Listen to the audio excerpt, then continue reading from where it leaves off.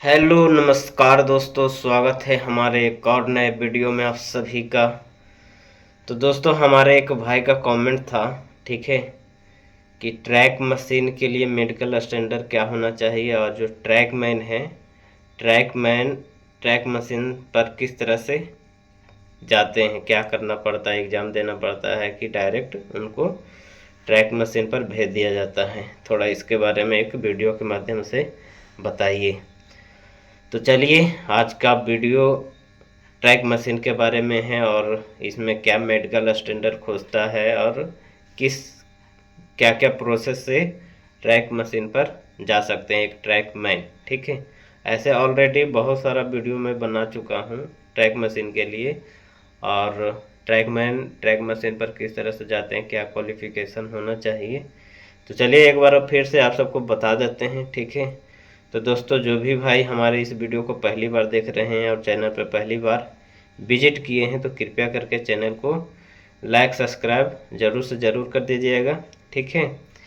तो चलिए आप सबको बताते हैं जो हमारे ट्रैक मैन हैं वो ट्रैक मशीन पर किस तरह से जाते हैं। तो दोस्तों, सबसे पहले इसका वैकेंसी निकलता है ट्रैक मैन के लिए, और जो ट्रैक मशीन है और ट्रैक मैन है दोनों इंजीनियरिंग डिपार्टमेंट के अंदर में आता है, ठीक है। और इसमें ट्रैक मशीन पर जाने के लिए इसमें आपको क्वालिफिकेशन खोजता है, आईटीआई होना ज़रूरी है, चाहे कोई सा भी ट्रेड रहे आईटीआई होना ज़रूरी है, चाहे अगर आईटीआई नहीं है तो पीसीएम होना ज़रूरी है, ठीक है। और मेडिकल स्टैंडर्ड आप सबको बता देते हैं, मेडिकल स्टैंडर्ड इसमें बी1 खोजता है ट्रैक मशीन पर भी, और जो ट्रैक मैन है ट्रैक मैन के लिए भी बी1 ही खोजता है, ठीक है। तो अब इसमें एग्ज़ाम देना पड़ता है कि नहीं देना पड़ता है, चलिए ये आप सबको बताते हैं। जैसे डिपार्टमेंटल एलडीसी से निकलता है इसका वैकेंसी, अभी 3 साल पहले निकला था ट्रैकमैन के लिए, ट्रैक मशीन के लिए। तो बहुत सारे भाई का हुआ था ट्रैक मशीन पर, जिनका आईटीआई था, पीसीएम था, उनका हुआ था। लेकिन इसमें दोस्तों एग्ज़ाम कुछ भी नहीं होता है, ठीक है। सिर्फ आईटीआई होना चाहिए, चाहे आपके पास पीसीएम है वो होना चाहिए, और सर्विस को होता है। एक चीज़ मैं आप सबको बताना भूल गया, सर्विस को होता है। जैसे आप जो भी ट्रैकमैन पोस्ट पर हैं तो आपका सर्विस रेगुलर 3 साल कंप्लीट होना चाहिए, ठीक है। 3 साल कंप्लीट है और आईटीआई है, तो अगर इसका वैकेंसी निकलता है तो आप उसका फार्म भर के अप्लाई कर सकते हैं, फिर आराम से आप ट्रैक मशीन पर जा सकते हैं, ठीक है। ये दोनों होना ज़रूरी है, आईटीआई होना ज़रूरी है और पीसीएम होना ज़रूरी है, और 3 साल रेगुलर सर्विस होना ज़रूरी है। ये 3 चीज़ है तो आपको ट्रैक मशीन पर आसानी से आप जा सकते हैं। इसमें मेडिकल बी1 खोलता है, ठीक है। दोनों में मेडिकल बी1 खोलता है, ट्रैक मशीन पर और ट्रैक मैन के लिए बी1 ही मेडिकल होना चाहिए, जितने भी इंजीनियरिंग डिपार्टमेंट में है, ठीक है। चाहे आप वर्कशॉप में चले जाइए, चाहे लोको सेट में चले जाइए, ये सब में सभी में मेडिकल बी1 ही खोलता है, ठीक है। तो ये चीज़ तो मैं आप सबको बता दिया दोस्तों। लेकिन ट्रैक मशीन बहुत तरह का मशीन है, ठीक है। ट्रैक में जो भी मशीन यूज होता है, एक हवारी करने वाला मशीन रहता है, सभी का नाम अलग है और सभी का वर्क अलग है, और सभी के लिए एम्प्लॉय अलग अलग रहते हैं, ठीक है। जैसे जहाँ पे आदमी खाली रहता है, जहाँ पे आदमी का शॉर्टेज रहता है, वहाँ पे उस मशीन पे आपको भेज दिया जाएगा। ये नहीं कि एक ही मशीन पे सभी को भेज दिया जाता है, ऐसा नहीं है दोस्तों। मेरा जो स्टेशन है यहाँ से 3-4 लड़के का हुआ था, और सभी के पास आईटीआई था और पीसीएम भी था, और मेडिकल स्टैंडर्ड तो सभी का, किसी का बी1 था, किसी का ए3 था। तो ए3 था तो और बहुत अच्छा है, लेकिन बी1 होना ज़रूरी है। बी1 से अगर सी1 है तो सी1 में फिर आपको दिक्कत हो सकता है। तो बहुत सारे भाई का हुआ था, लेकिन जो मशीन मिला, किसी को बीसीएम मिला, किसी को यूनिमेट मिला, और किसी को छनाई वाला मिला, सभी को अलग अलग मिला, और जगह भी अलग अलग दिया गया। किसी को सोलापुर भेजा गया, किसी को नागपुर भेजा गया। जो मुंबई जोन है, मुंबई जोन में ही आपको इधर उधर दूसरा डिवीज़न पे आपको भेज दिया जाएगा, ठीक है। तो दोस्तों, इसमें ज़्यादा कुछ होता नहीं है, बस इतना ही प्रोसेस होता है। बस आईटीआई होना चाहिए, चाहे पीसीएम होना चाहिए, और मेडिकल स्टैंडर्ड B1 होना चाहिए। B1 से अगर A1 चाहे A2 है तो और अच्छी बात है, ठीक है।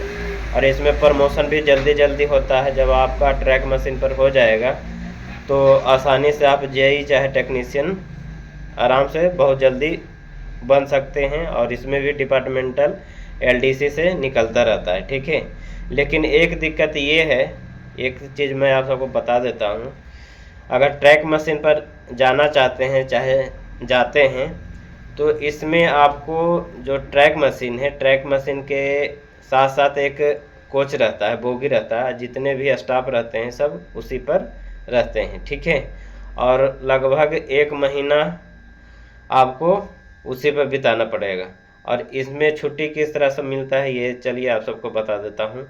इसमें आप 21 दिन ड्यूटी करिए और 7 दिन आपको रेस्ट दिया जाएगा, छुट्टी दिया जाएगा, ठीक है। तो उस दौरान आप गांव भी जा सकते हैं और जो बिहार यूपी के रहते हैं वो गांव चले जाते हैं। उसमें आप 2-3 छुट्टी लेके आसानी से 10 दिन 12 दिन का छुट्टी उसमें बन जाता है। और 21 दिन ड्यूटी लगातार करना पड़ेगा आपको, ये नहीं कि बीच में रेस्ट मिलेगा। 21 दिन लगातार ड्यूटी करिए, फिर 7 दिन आपको रेस्ट दिया जाएगा, छुट्टी दे दिया जाएगा वो, ठीक है। तो ऐसा ऐसा स्थिति है। अगर और इसमें क्वार्टर का दिक्कत ये है कि क्वार्टर ले सकते हैं। अब फैमिली को अगर रखना चाहते हैं, अगर फैमिली वाले हैं तो आपका जो भी डिवीज़न है, जो भी आपका हेड क्वार्टर है, वहाँ पर आपको रेलवे क्वार्टर मिल जाएगा। लेकिन बहुत वही मैं बताया कि लगातार 21 दिन ड्यूटी करिए, 21 दिन ड्यूटी करने के बाद फिर आपको 7 दिन का रेस्ट दिया जाएगा। तो 7 दिन आप अपना हेड क्वार्टर जाके जो भी आपका डिवीज़न है वहाँ जाके आप रेस्ट कर सकते हैं, चाहे आप अपना गांव जा सकते हैं, कहीं भी जा सकते हैं, ठीक है। 21 दिन आपको लगातार ड्यूटी करना पड़ेगा, बीच में कुछ भी रेस्ट नहीं रहता है। और 21 दिन आपको कोच में ही रहना पड़ेगा, जो आपका ट्रैक मशीन के साथ में जो कोच रहता है उसी पे आपको बिताना पड़ेगा। और जो कोच रहता है वो फुल्ली AC रहता है, फुल्ली AC। और जो भी रहने का कुछ भी है उसमें पूरा रूम बाय रूम सभी के लिए बना रहता है। जो भी आपके SSC हैं, JE हैं, टेक्नीशियन हैं, सभी का कंपार्टमेंट अलग अलग बना हुआ रहता है। जो ग्रुप D का स्टाफ है, असिस्टेंट है, उनका अलग बना हुआ रहता है। जो JE हैं, SSC हैं, उनका अलग बना हुआ रहता है। और पूरा जब कोच के अंदर आप जाइएगा तो पूरा आपको घर जैसा लगेगा, सभी चीज़ का व्यवस्था रहता है। किचन हो गया, लैट्रिन बाथरूम हो गया, सभी चीज़ का व्यवस्था उस कोच में ही रहता है, ठीक है। पानी भी रहता है, पानी का एक बहुत बड़ा ड्रम रहता है। और उसी में जो किचन थी बाथरूम रहेगा, बाथरूम में ही सभी चीज़ का व्यवस्था रहेगा। तो बात ऐसा है दोस्तों, एक तरह से अच्छा भी है। और इसमें पेमेंट दबा के मिलता है, OT मिलता है और TA मिलता है दबा के। और जो भी ट्रैक मैन है, ट्रैक मैन से ज़्यादा ही पेमेंट इसमें मिलता है। अभी के टाइम में जो ट्रैक मशीन पर जो ड्यूटी अभी कर रहे हैं तो उनको 50+ पेमेंट आ जाता है, ठीक है। और जो ट्रैक मशीन पर ट्रैक मैन है उनको 35-36 तक पेमेंट आता है। जो नया नया ज्वाइनिंग करते हैं उनकी बात मैं बता रहा हूँ, ठीक है।